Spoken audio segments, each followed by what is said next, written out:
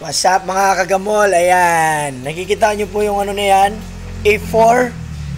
O, ayan. Dahil taghirap ngayon, uulamin namin yung A4. Nakita nyo yan? Ayan, si Inday Sapot. Nagluluto po siya ng... Ayan po yung ulam namin ngayon. Nagluluto po siya ng itlog.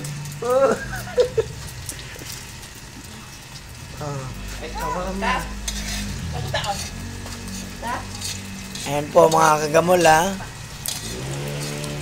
Dahil taghirap ngayon, galing na sa lantana ng ano,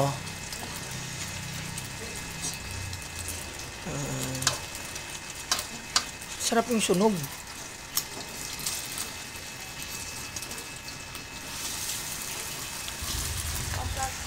Ayan mga kagamol.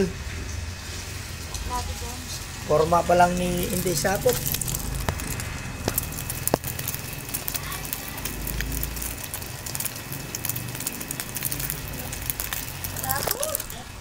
Sunugin mo.